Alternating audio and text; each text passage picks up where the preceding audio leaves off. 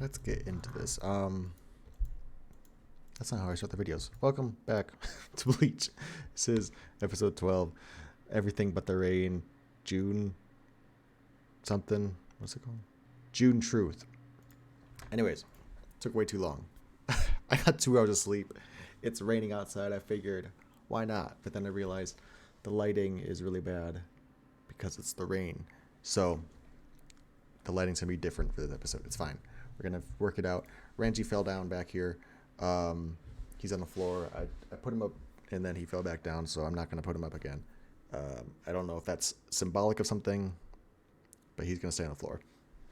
Last time we had a little bit of flashback. I think this is another flashback or continuation of the flashback until like maybe until maybe like when Ichigo was born or something. But you know, it was the first meeting between Ishin and Masaki.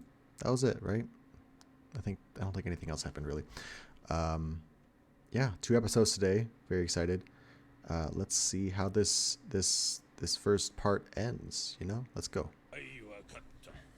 He does look a lot like Ichigo now. Or Ichigo looks a lot like him, young him. Please.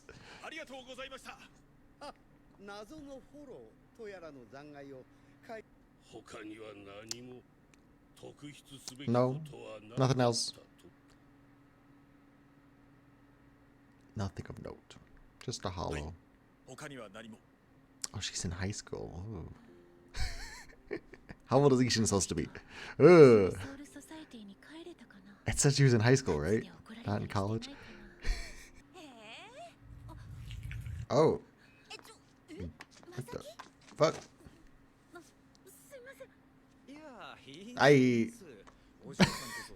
Sir. Titties out all the time. Interesting. Urahara has entered the chat.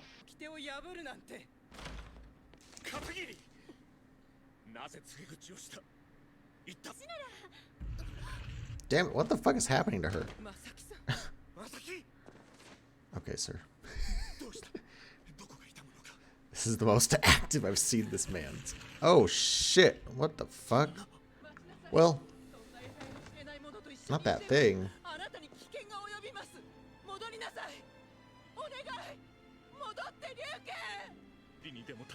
God, the music's so good. Oh, who the fuck? Ishin? Yep. Obviously. What the fuck? Hey. Is she becoming hollified? Like, what's happening?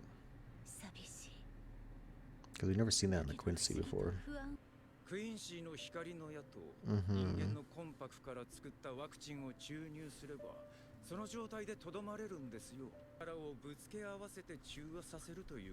There's a lot. What? Yeah.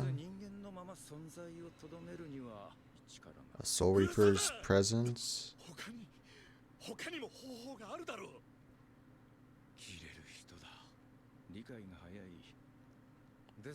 Oh. I'm jumping a bit. Humans are the opposite of hollows. So you need a Quincy. So just his presence being near her is what's stopping her from becoming hollified? So how is he even a Soul Reaper then if he's in a human Giga thing? I don't understand that part.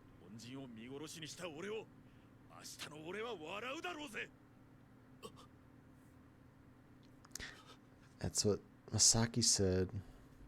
Something similar about her future self. Sorry, I'm just like mulling over the maths here still. Like, I understand what he's saying about canceling and the opposite stuff, but I don't understand how him being in a Gigai makes him a human Soul Reaper, even though he's giving up his Soul Reaper powers. And then Ryukin just has to walk home. It's so bad.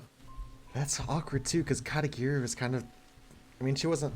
No, she was... You know, in the end, I guess it's not her fault. Please. That's cute. Like, I see Ichigo's goblin side in Misaki also. 9 years ago. The day his mom died. Oh, gosh. Need to know. The real reason. Right. Right. Yeah. But Aizen! I don't know. Is it really? Selection process. What?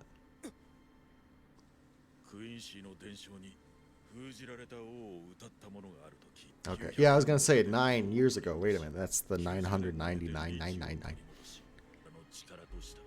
Oh, so that's why he was so strong.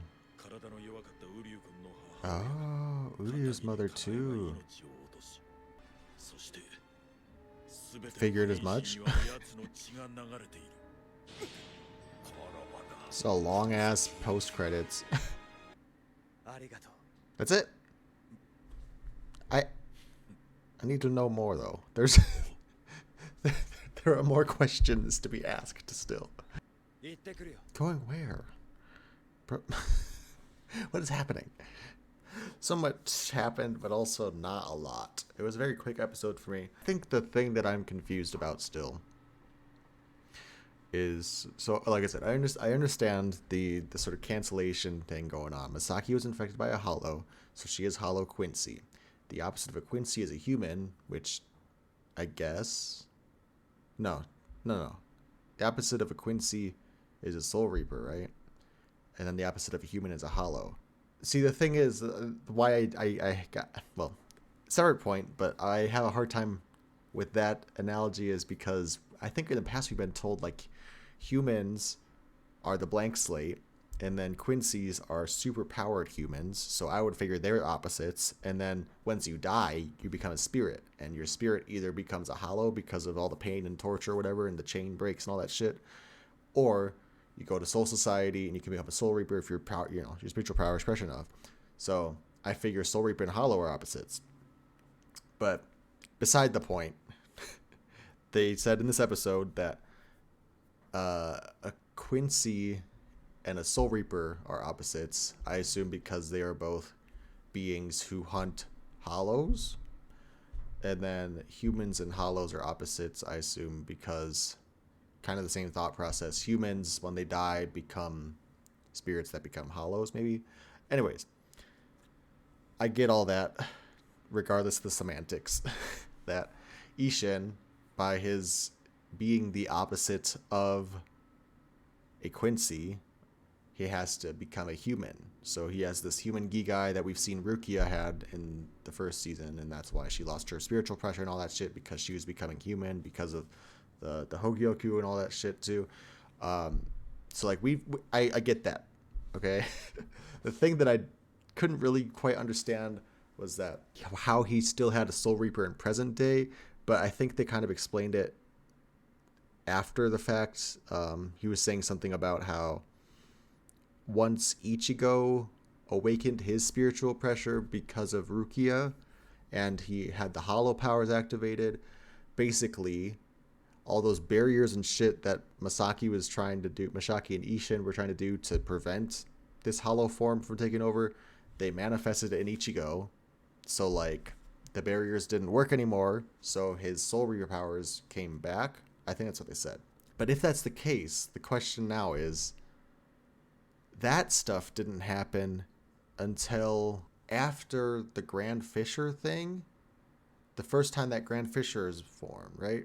Or not the first time, but the first time that Ichigo encounters Grand Fisher. I'm talking about that specifically because I remember, it could just be a retcon, but at this point it could be a retcon of the moment I'm thinking about. But I remember that Ishin made a point of saying he knew Ichigo and Kon were two different things. But we just heard here that he lost all of his spiritual awareness. He couldn't see hollows and shit. So if he didn't gain those abilities until basically the Urankar arc, where we first see him in Shinigami form, then how did he know about Kon previously and about Grand Fisher?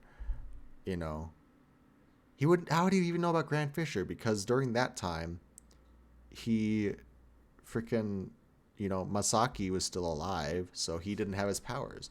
I don't know. Like I said, this could all just be a retcon of the past. But those kind of just discrepancies are like making me question what's going on now. I don't know what the fuck Ichigo's doing now. That was a fucking long ass post credits, dude. There was so much information. Like that, the post credits information was like almost as important and like dense as the whole rest of the episode. Like equal density. Okay, so he lives his human life, and then Ichigo is born, and she's like the son, and it's cute. That's the other thing. I didn't realize there was an age gap. I want to know how old Ishin was when he met Misaki, because he said that she was in high school still, and then she went to college or whatever. So like, even if we assume she's 18 when they first meet, fine, whatever. He's a captain. Like I feel like he's in his mid-20s. I don't know what's going on here, but that was kind of another reason I was like, it was cute, but also I just kept in the back of my mind. I'm like, there's something going on here. And I know it's not intentional. I know that's not something that's supposed to be reading into, but it's just my personal thoughts on the matter. I'm just like, oh, let's take a minute here, Ishin. I don't know, like the post credits really is the thing that fucked me up the most, because he's just kind of like, we need to talk about the day your mom died. So she died. She didn't have her powers. Urahara took everyone, all the impure Quincy's powers away, and he made himself stronger. And that's why Masaki and also Katagiri, who is Uryu's mother, they both died. It's just like they glossed over that fact. like I wish we knew a little bit more about that particular thing. Also, it showed Ryukin under the bridge. It's the same fucking bridge. So that's the thing I'm curious about. Is like present day Ryukin, not 9 years ago Ryukin, right? He's looking at the journal that Uryu's been reading. I'm assuming that's what's happening, right? It's not he's at Misaki's side when she died or something. It's not like a Severus Snape and Lily Potter thing. I hate to mention Harry Potter, but like that's the first thing I thought of was like, is he doing that, or is it just like this is present day? Everyone just goes to the bridge all the time. That's always where contemplation and shit happens.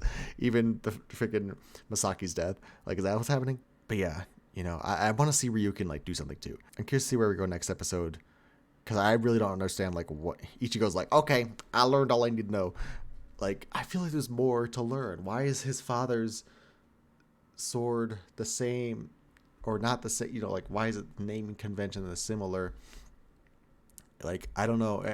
We don't really have, I guess, precedents for hereditary-based Zanpakuto. We don't really have a lot of information on that. So maybe it is just like a, lineages. Like, if we look at the Kuchiki clan, are they maybe all similar Zanpakuto? I think the thing is, like, I forget that Rukia is not technically a Kuchiki. I mean, she is, but she isn't. You know what I'm saying? Like, she's a sister-in-law. She's not blood related to the Kuchikis, so that's why they don't have similar Zanpakuto. But yeah, like the Kuchiki clan is probably the closest one we could think of, because we know they're a noble family and shit. Or like the rest of the Shiba clan, do they all have similar Zanpakuto? Like, I'm just curious that, like, I hope we get into it next episode. I think we will. I'm pretty sure that was Old Man Zangetsu, and I've seen like little thumbnails of him, so I'm assuming we're gonna get some details about what's going on with that storyline. But yeah, like if I was Ichigo, I don't know. He's just like, okay, I'm good to go. I'm going, and I don't know where where would you go? Like, who else are you going to go to now? Like, are you gonna go back to Soul Society somehow? You're gonna go to talk to Urahara? Like, what are you doing? I don't. He just seems so sure of himself. Like, yep, I'm ready now. Me personally, I'm still like, I got questions. We need to sit down and talk a little bit more. They explain a lot, but there's still some stuff I'm missing personally. So I'm curious to see where he's going now. But yeah, anyways, thanks for watching. I'm gonna watch the next episode after I do my laundry a little bit. Leave your thoughts in the comments below, and I'll see you in the next one. Okay, bye.